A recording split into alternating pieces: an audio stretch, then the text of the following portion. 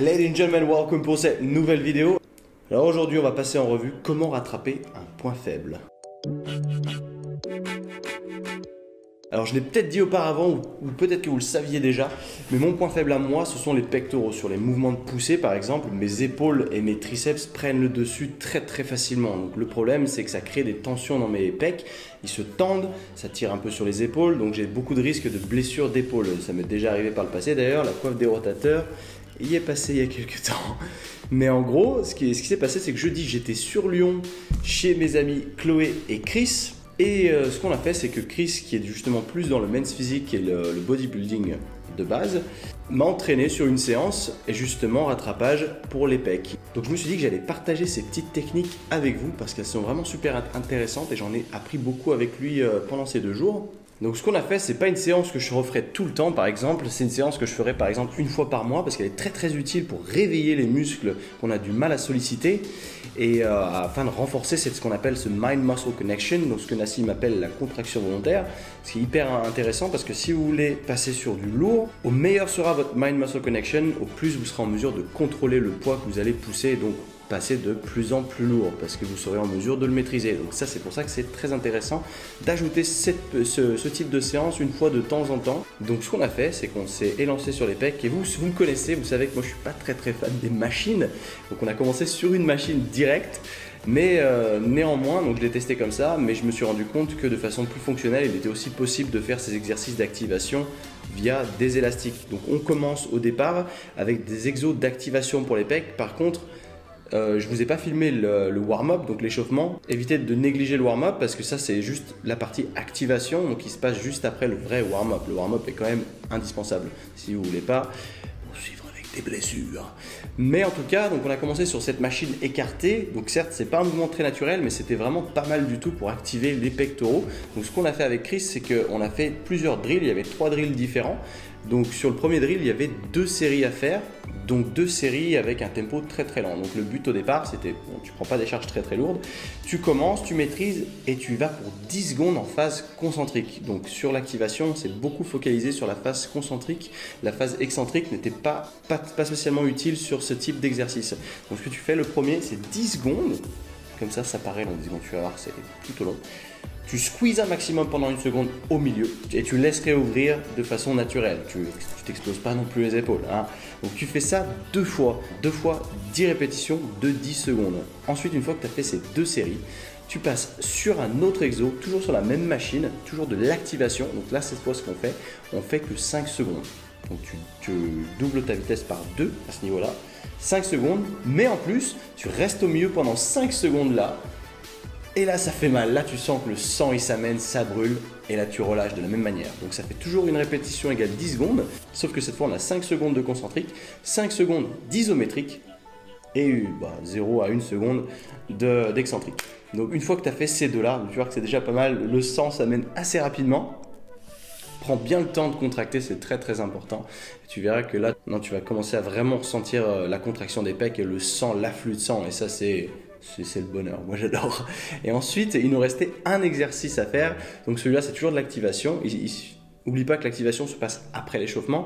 Donc ce que tu fais, c'est celui-là, c'est une seule série. Le poids, tu passes sur beaucoup plus léger.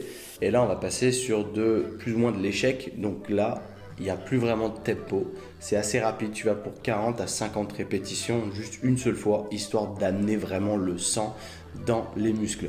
Et ça, moi j'ai pas l'habitude de faire des répétitions aussi longues, ça m'a cramé relativement rapidement, j'ai fait genre 40 répétitions, j'étais cramé, mais à la fin, une fois que tu sors de ces exos d'activation, tu sens que les pecs sont déjà préactivés et ils sont prêts, tu es prêt à balancer du poids, et à partir du moment où tu passes sur des vraies charges, sur des vrais exercices, là tu sens que les pecs tu as une connexion, la contraction volontaire se fait beaucoup plus facilement avec des charges plus lourdes et c'est ça qui est hyper intéressant. Donc une fois que tu as fini cela, tu passes sur de la vraie charge. Donc là on attaque le vrai workout, la vraie séance. Donc on a commencé sur de la presse, sur du chest press sur banc plat, mais avec un grip neutre. Alors il y a une énorme différence entre le grip comme ça et le grip neutre, c'est que le grip neutre déjà d'une il protège les épaules et en plus de ça il est beaucoup plus naturel. Donc là ce qu'on fait c'est qu'on contrôle, on essaie de faire une convergence avec le mouvement, c'est pas un mouvement up and down comme ça, c'est un mouvement qui part de là et qui monte de cette manière. Et tu vas voir que quand tu arrives en haut, bah là tu as vraiment cette contraction énorme des pecs. Là d'ailleurs, je suis en train de le faire et ça me fait du bien. J'aime bien, regarde ça. Et voilà, donc ce qu'on a fait, c'est qu'on a fait 4 séries à ce niveau-là, sans pour autant chercher l'échec. Là, c'était vraiment, c'est pour aller chercher et à renforcer cette mind-muscle connection. C'est très très important. Donc prends ton temps. Moi je tablais entre 10 et 12 répétitions à chaque fois avec à peu près 1 minute de repos. Donc, je laissais faire sa série et ensuite je m'y mettais moi et inversement et vice versa. Donc ne calculez pas exactement le temps de repos, mais il était relativement court. C'est vrai que ça fait pumper assez rapidement en plus de ça. Tu fais tes 4 séries et ensuite de ça on est passé sur une autre méthode d'intensification. On est passé sur un superset. Donc on a commencé là, on est plus dans mon milieu là, tu vois, on est plus sur des anneaux, les ring push-ups. Moi je les adore parce qu'elles te permettent vraiment d'avoir une contraction maximale. C'est pour ça que le développé, même avant on a choisi des haltères parce que tu es beaucoup plus libre de tes mouvements et l'amplitude est plus intéressante. C'est pour ça que je recommande jamais un développé à la barre par exemple, parce que tu es bloqué à ce niveau-là et tu ne pourras jamais venir chercher cette contraction que tu as là au milieu en rapprochant les deux petits doigts. Tu vois ce que je veux dire. Donc au niveau intensification, là j'ai commencé sur des ring push-ups et ensuite je suis passé directement sur des dips. Alors je sais que les dips c'est pas spécialement un exo fait pour les pectoraux.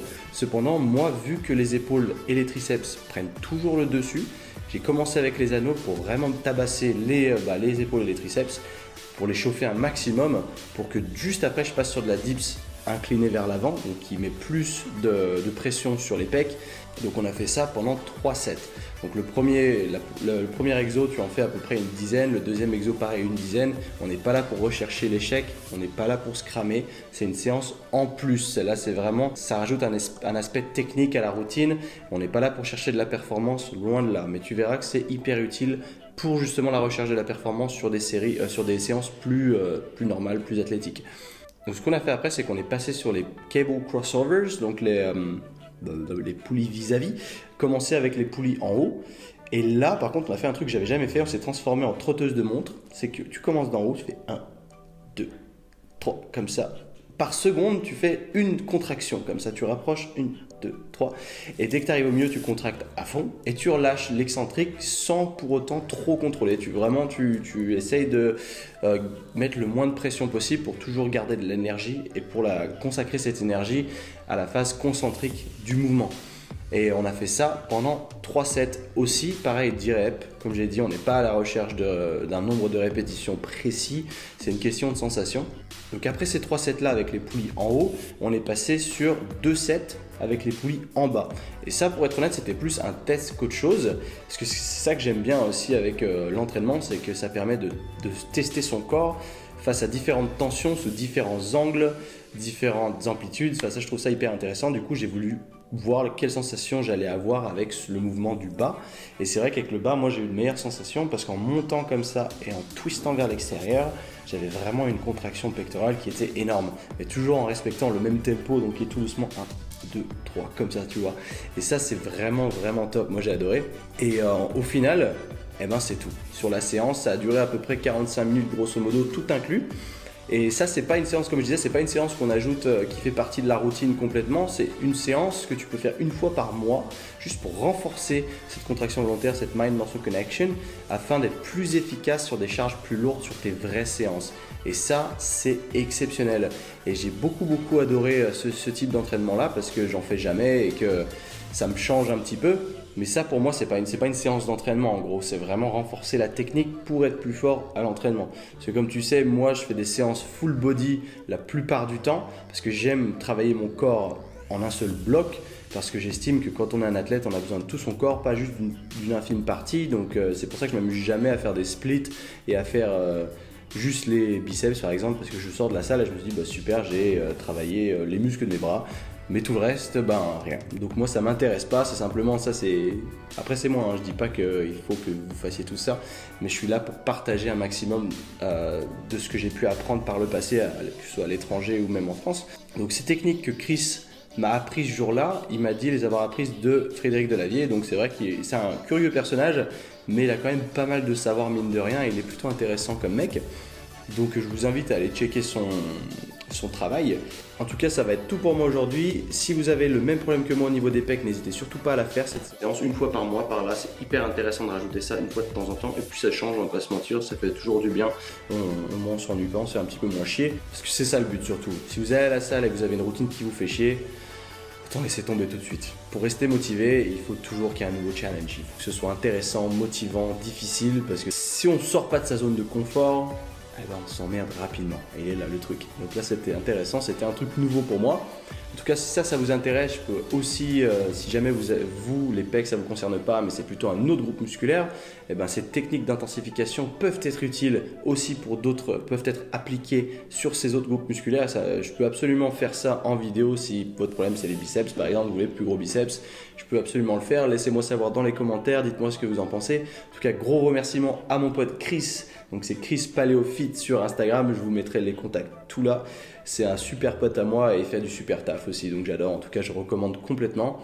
Pareil pour sa chérie c'est Chloé Lanchois, donc vous la connaissez sûrement déjà. Je vous mettrai ses liens aussi en petit bonus parce qu'elle fait aussi du super taf. Donc je recommande toujours les gens qui font du bon travail. Si vous êtes arrivé jusqu'au bout de la vidéo, je vous remercie encore pour votre précieux soutien. Et je vous remercie de m'avoir consacré ces quelques minutes de votre temps aujourd'hui. En tout cas, c'est tout pour moi aujourd'hui. Je vous dis à très bientôt. Allez, ciao!